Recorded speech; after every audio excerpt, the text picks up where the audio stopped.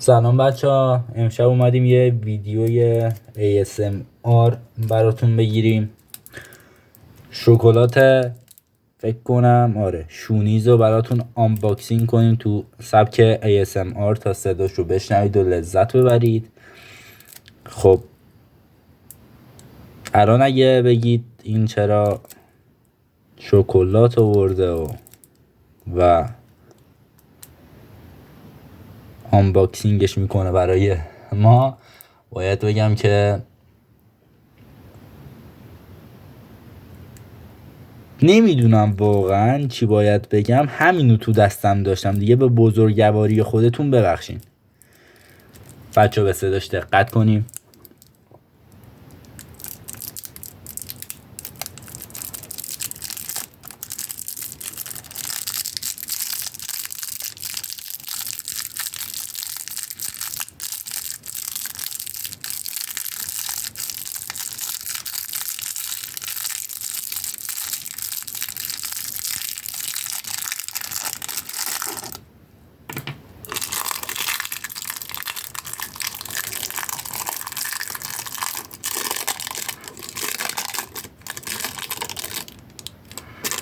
اینم از آنباکسینگمون، امیدوارم خوشتون بیاد.